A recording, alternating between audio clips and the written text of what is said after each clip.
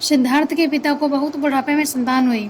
जब बुढ़ापे में संतान हुई तो नामकरण के लिए अलग अलग देशों से लोगों को बुलाया गया। बहुत ही बुढ़ापे में उनके पिता को एक संतान हुई थी तो बहुत सारे ज्योतिषी को बुलाया गया। उनमें से एक छोटा लड़का था जिसका नाम कुंदना था। उसने भी सिद्धार्थ का हाथ देखा। अलग अलग राजाओं से, अलग अलग महाराजाओं से बुद्ध के बारे में पूछा गया कि इसका जीवन क्या होगा। 90% लोगों ने बोला संन्यास ले लेगा, 10% लोगों ने बोला राजा बन जाएगा।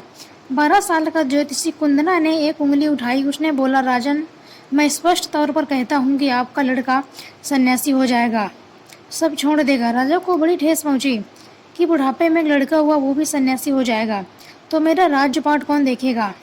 तो राजा ने बोला, इसका उपाय क्या है। उपाय बड़ा सरल है, इसको जीवन भर भ्रम में रखो, क्योंकि जिस दिन इसको दुख का एहसास हो गया, इसके मन में पीड़ा हुई, तो यह सन्यास की तरफ चला जाएगा। राजा ने बोला, क्या करूं। बोला, षड्यंत्र रचो, प्रपंच रचो। कैसे। बोला, जिस महल में रहता है, गर्मी रहते सर्दी का एहसास ना हो, सर्दी रहते गर्मी का एहसास ना हो।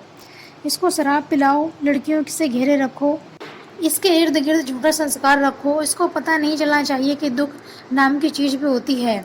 बूढ़े व्यक्ति से इससे दूर रखो, मृत्यु सैया से दूर रखो, सूखा पत्ता इसे बाग में नहीं दिखना चाहिए, क्योंकि ये चीज़ें इसे आकर्षित करेंगे संन्यास लेने की तरफ।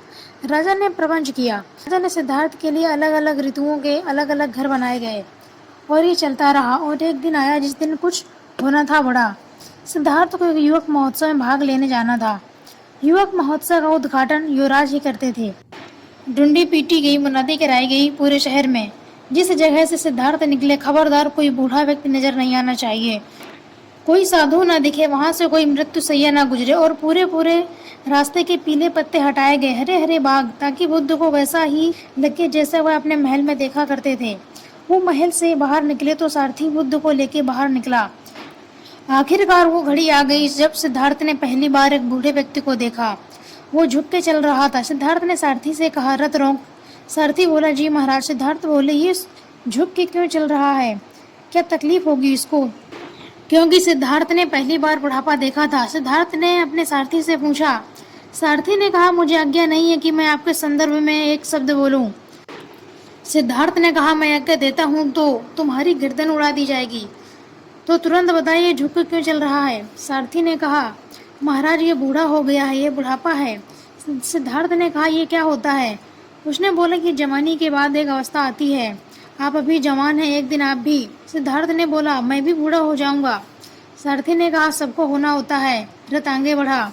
सिद्धार्थ ने फाइनली एक मृत्यु सैया देखी। सिद्धार्थ ने फिर सारथी से पूछा, ये क्या है, इस आदमी को बांधकर कहाँ लिए जा रहे हैं, इसको क्या हुआ है। उसने बोला, महाराज, ये मर चुका है। बोला, ये क्या होता है। बोला, ये बुढ़ापे के बाद की अवस्था है, एक दिन क्या मैं भी मर जाऊंगा। सारथी बोला, जो आया है वो जाएगा। रथ आगे गुजरा तो सिद्धार्थ ने फाइनली लास्ट में वो देखा जो उसको देखने के लिए मना ही था।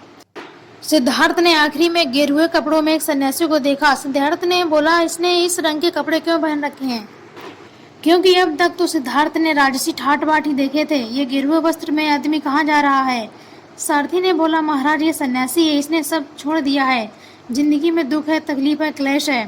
सिद्धार्थ ने बोला, रथ रोक, लौटा दे। कहते हैं सिद्धार्थ उस युवक महोत्सव में भाग लेने नहीं गए और आधे रास्ते से वापस आ गए। और उसी रात सिद्धार्थ ने गृह त्याग कर दिया। उसी रात को सब कुछ छोड़कर चले गए। एक चीज सिद्धार्थ के जीवन में बदली, 12 वर्ष के बाद लौटे तो बुद्ध होकर लौटे।